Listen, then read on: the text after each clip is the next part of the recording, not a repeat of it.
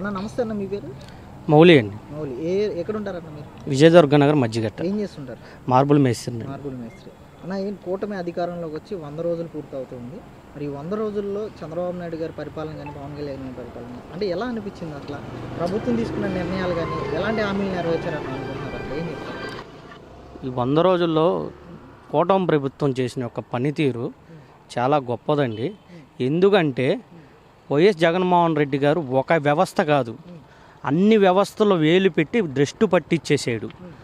ఉదాహరణకి మద్యం కానీ, ఇసుక కానీ, అలా చాలా వ్యవస్థలు ఏలి పెట్టి అన్నీ స్వయంగా సీఎం ఇన్వాల్వ్ అయ్యి మొత్తం అవినీతి చేసి అన్నిటిలో ఏ ఒక్క వ్యవస్థను కూడా వదలకుండా అన్నిటిని ఇది చేసాడు. ఇవన్నీ సరి చేసుకొని నిలబడి ఈ 100 రోజుల్లోనే ఇలా ఒక తుఫానికి ఎదురుండి నిలబడ్డ ప్రభుత్వం ఏదైనా ఉందంటే ఈ కూటమి ప్రభుత్వం అని చెప్పి ఈ సందర్భంగా చెప్తున్నాను.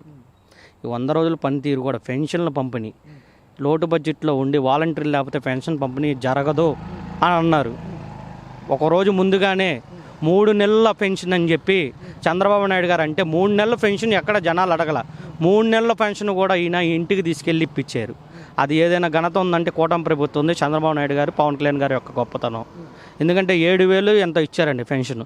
అదే కాకుండా మద్యం పాలసీని రద్దు చేసి కొత్త మద్యం పాలసీని కూడా ప్రవేశపెట్టిన గట్స్ ఉన్న ఏకైక వ్యక్తి చంద్రబాబు నాయుడు గారు, కూటమి ప్రభుత్వం, పవన్ కళ్యాణ్ గారిదని ఈ సందర్భంగా తెలియజేసుకుంటున్నాను. ఇలా ఒక వ్యవస్థలు కాదండి, అన్ని వ్యవస్థలు దగ్గరుండి మోటరింగ్ చేసి సరి చేసుకుంటూ వస్తున్నారు.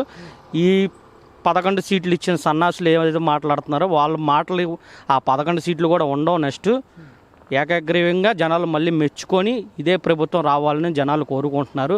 అదే జగన్మోహన్ రెడ్డి ఉండుంటే మొత్తం బిల్డింగ్ ఎక్కి ఎంత మునిగిపోయిందని చెప్పి ఒక హెలికాప్టర్లో తిరిగి ప్రజలకు బెచ్చం వేసినట్టు వేస్తా అని చెప్పి లాస్ట్లో 4 బిస్కెట్లు వేస్తా అని చెప్పి అనేవాడు. ఇలా వచ్చి జనాల్లోకి చూసేవాడు కూడా కాదు, చూసే మనిషి కూడా కాదని చెప్పి ప్రజలు ఈ 11 సీట్లు పెట్టారు. అయినా సరే జనాల్లోకి ఎక్కడ రాలేదు. అయినా ₹1 కోటి ప్రకటించాను అన్నాడు, అవి కూడా ఇంతవరకు ఎవరికి అందలేదండి. ఎంత దోచుకున్నాడో అంతైనా సరే కొంతైనా ఒక్క పావలైనా సరే పేద ప్రజలకి మాలాంటి వాళ్ళకి ఇస్తే బాగుండేది. ఆ బుద్ధి చూపించుకున్నాడు. ఆ ₹1 కోటి కూడా ఇవ్వలేదు ఇప్పుడు వరకు. ఆ స్థాయి వ్యక్తి ఎంతో తీసుకున్నాడు. మా పేద ప్రజలకు కొంచెం ఇచ్చినా సరే నెక్స్ట్ ఆ 11 సీట్లైనా ఉండేవి. అప్పుడు ఆ 11 సీట్లు కూడా ఉండవండి ఆయనకి అనే సందర్భంగా తెలియజేసుకున్నాను. అంటే ఈరోజు రాష్ట్రం మొత్తం మీద కూడా చంద్రబాబు నాయుడు పనితీరు గురించి ఒక మాటలో ఏం చెప్తారన్న? ఆయన పందిరు నేనే కాదండి, సైబరాబాద్ కట్టింది ఎవరో అంటే చంద్రబాబు నాయుడు గారు అని చెప్పి మొన్న ఆయన అరెస్ట్ చేసినప్పుడు ఒక్క కంట్రీ కాదు అన్ని కంట్రీల్లో కూడా ఆయన గొప్పతనం చెప్పారు. ఆయన గొప్పతనం చెప్పే అంత వయసు నాకు లేదు. అయినా సరే ఒకటైతే చెప్తున్నా, ఆయన చేసిన మంచి మాకు కనిపించిందండి.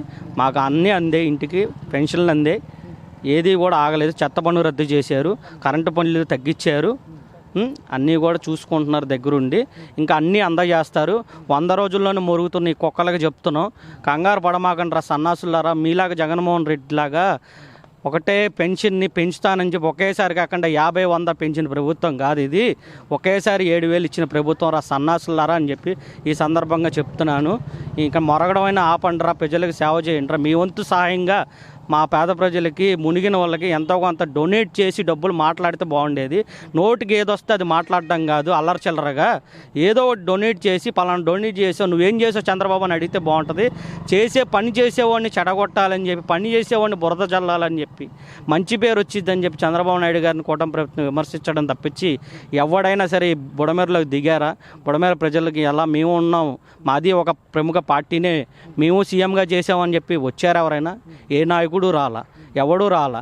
ఎందుకు రాలేదంటే వీళ్ళకి ప్రజలంటే చిన్న చూపు, చులకన కాబట్టి రాలేదు. ఈరోజు వచ్చాడు చంద్రబాబు నాయుడు గారు, సీఎం గారు వచ్చారు, మమ్మల్ని పరామర్శించారు, చూశారు. ఈరోజు నష్టపరిహారం ప్రకటించారు. అవి తొందరలోనే మాకు వస్తాయి, మేము ఏదో ఒకటి రికవరీ చేసుకొని మళ్ళీ నిలబడుతున్నాం అంటే ఆయన ఒక సపోర్ట్ ఉండబట్టే కదా. ఒక స్టేట్ సీఎం ఒక బుడమేర గురించి దిగొచ్చి నిలబడి ఫైట్ చేయించి అధికారుల యంత్రాంగాలను అన్ని పరుగులు పెట్టించాడు. ఇది 100 రోజుల ప్రభుత్వం ఎంత సక్సెస్గా ఉందంటే, అంటే ఈ జగన్ చేసిన అరాచకాలు అన్నిట్లో అవినీతిని నిలబెట్టి 100 రోజుల్లో నిలబడ్డ ప్రభుత్వం ఇది. కాబట్టి చెప్తున్నా, 100 రోజులు కాదండి, ఇది 10 సంవత్సరాలు ఇలాగే ఉంటుంది ఈ ప్రభుత్వం. కూటమి ప్రభుత్వం 10 సంవత్సరాలు చెక్కు చెదరకుండా ఇలాగే నిలబడిద్ది. ఇదే ప్రభుత్వం ఇలాగే పనితీరు ఉండాలని జనాలు కోరుకుంటున్నారు. అంతేగాని వైసీపీ ప్రభుత్వం లాగా అమ్మఒడి ఆబోడి అని చెప్పి బటన్ నొక్కాను పడ్డాయి, బటన్ నొక్కాను అని భ్రమలో బతికేసాడు. ఇలా భ్రమలో కాదు, రేపు అకౌంట్లో పడతాయి డబ్బులు, నాకు కూడా పడతాయి. మళ్ళీ మేము చంద్రబాబు నాయుడు గారికి కూటమి ప్రభుత్వం ఓట్లు వేస్తాం, మళ్ళీ గెలిపించుకుంటాం. అన్నా క్యాంటీన్లు కూడా ఓపెన్ చేసి అన్నా క్యాంటీన్లు అనే కాదండి, మద్యం అయితే పిచ్చి మందు తాగిచ్చారు మా చేత. ఒక క్వాలిటీ లేదు, ఎక్కడా కూడా ఒక పర్సంటేజ్ లేదు. మద్యానికి సంబంధించిన ఎటువంటి ఇన్ఫర్మేషన్ లేకుండా రంగు నీళ్ళు పిచ్చి నీళ్ళు అమ్మేసి స్పిరిట్లు కలిపేసి ఇచ్చేసి తాగేసాం. డబ్బులు ఎవరికి వెళ్తున్నాయంటే లెక్కపత్రం లేదు, ఫోన్పేలు లేవు, గూగుల్ పేలు లేవు. ఎవరికి వెళ్తుందంటే ఆ డబ్బు జగన్మోహన్ రెడ్డి గారు ప్యాలెస్కి వెళ్తుంది. ఆ డబ్బులు ఆ లెక్కలు అవన్నీ ధైర్యంగా ఎదుర్కొని మద్యం పాలసీ, మంచి మద్యం కావాలని చంద్రబాబు నాయుడు గారు ఈరోజు ఆర్డర్ ఇచ్చి మొత్తాన్ని కూడా ఎక్సైజ్ వాళ్ళకి చెప్పాడు. మంచి మద్యాన్ని అందిస్తాం, రేట్లు కూడా తగ్గిస్తాం, హైదరాబాద్ మీద ఇక్కడ తగ్గిస్తాం, అన్ని బ్రాండ్లు దొరుకుతాయని చెప్పాడంటే ఆ డబ్బు చంద్రబాబు నాయుడు గారికి కూటమి ప్రభుత్వానికి అవసరం లేదు. అయినా సరే పట్టుబడులు తెస్తాం, పూర్వం ఎలా వచ్చాయో కియా అని చెప్పి రకరకాల కంపెనీలు వస్తాయి. మళ్ళీ అమరావతి అంటే ఏంటి, హైదరాబాదులో సైబరాబాదు అది ఇది అని చెప్పారు కదా, ఆ రేంజ్లో మళ్ళీ అమరావతిని చూస్తాం. ఈ 10 సంవత్సరాల్లో డెవలప్మెంట్ అయ్యిద్ది. మేము ఎక్కడరా అంటే ధైర్యంగా చెప్పుకుంటాం మా క్యాపిటల్ అమరావతి అని. అంతేగాని 3 ముక్కల రాజధాని లేకుండా బతకం. మొన్న 5 ఏళ్ళు బతికాం, ఎక్కడరా అంటే రాజధాని అదిగో ఇదిగో అన్నాం. ఇప్పుడు అలా కాదు, అమరావతి అని చెప్పి ధైర్యంగా చెప్తున్నాం. రేపు 100 రోజులు కాదు, రేపు 10 సంవత్సరాలు ఈ ప్రభుత్వం డెవలప్మెంట్లో మా జనరేషన్ కాదు, నెక్స్ట్ జనరేషన్ కూడా బాగుపడిద్ది. అంతేగాని జగన్మోహన్ రెడ్డి లాగా పిచ్చి పనులు చేసి పిచ్చి పాలసీలు అని చెప్పి రివర్స్ టెండరింగ్ అని చెప్పి ఇలా స్టేట్ని క్యాపిటల్ లేని స్టేట్గా చేయరు. డెవలప్మెంట్ చేస్తాం, ఏంటో చూస్తాం, కంపెనీలు తెస్తాం అన్నారు చంద్రబాబు నాయుడు గారు. ఆయన మాట మేము మాకు నమ్మకం ఉంది, ఓట్లు వేసాం. ఇప్పుడు 10 సంవత్సరాలు గవర్నమెంట్ ఇదే ఉంటుంది, పక్కా రాసి పెట్టుకోండి. ఏమైనా డౌట్ ఉంటే చెప్పండి. మరి జగన్మోహన్ రెడ్డి గారి వైఖరి ఎలా ఉందంటారు? ఓడిపోయిన దగ్గర నుంచి కూడా ఏం చెప్తారు? ఓడిపోయిన దగ్గర నుంచి ఆయన ప్రవర్తనలో చాలా మార్పు వచ్చిందండి. ఒక హుందాగా సీఎం చేసిన వ్యక్తి ఎలా ఉండాలి, బుడమేరి గేట్లు అంటాడు, ఇట్రామ్మ చిట్టి చెల్లి అడిరా ఏవో పిచ్చి పిచ్చి చేష్టలు చేస్తున్నాడు. ఒక సీఎంగా చేసిన వ్యక్తి అయితే చాలా హుందాగా నడుచుకోవాలి. అవసరమైతే ప్రజలకి నేను కూడా ఉన్నాను, నాది ఒక పార్టీయే, నాది కూడా మీరు ఒకప్పుడు ఓట్లు వేసిన పార్టీయే, నేను సీఎంగా చేశాను, చాలా హుందాగా భరోసా ఇవ్వాలి. అలాంటిది ఈ రోజున ప్రజల్ని బాగా జరిగిందా, బాగా మునిగారా, ఇలాగే అవ్వాలని చెప్పి ఎకిల్ నవ్వులకి పైచాచా ఆనందం పొంది 3 బోట్లు వదిలేరంటండి. అది దైవ నిర్ణయం తీసుకుంటుంది. ఈ 11 సీట్లే కాదండి, ఆయన తగిన శాస్తి ఆ దేవుడు విధిస్తాడు. పాపం పండే రోజు దగ్గరలోనే ఉంది, ఇబ్బంది ఏం లేదు.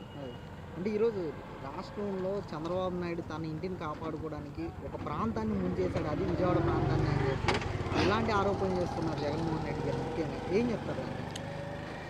ఆయన ఇంటిని కాపాడడానికి అంటున్నారు. అది ఆయన ఇల్లే కాదని ఇదే జగన్మోహన్ రెడ్డి చెప్పారు. ఆయన లీజుకి తీసుకున్నారు, ఆయన సొంత ఇల్లు కాదు అని చెప్పారు.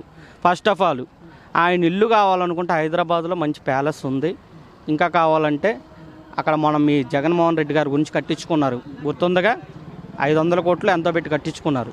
ఆయన ఇల్లు కాపాడుకోవాలనుకుంటే ముందు ఆ ఇంట్లో హ్యాండ్ ఓవర్ చేసుకుని అదే ఇంట్లో అదే బంగారు కుర్చీలు వేసారుగా అక్కడ కూర్చొని చేసుకోగలడు. మీలాగా పిచ్చినా కొడుకుల్లాగా 500 కోట్లు పెట్టి ప్రజాధనం బట్టి ఇల్లు కట్టుకొని చిన్న ఇల్లు కాపాడుకోవడానికి ప్రజలను ముంచేస్తాం, ప్రజలను కాపాడుకుంటాం అనే వ్యక్తి ఆయన కాదు.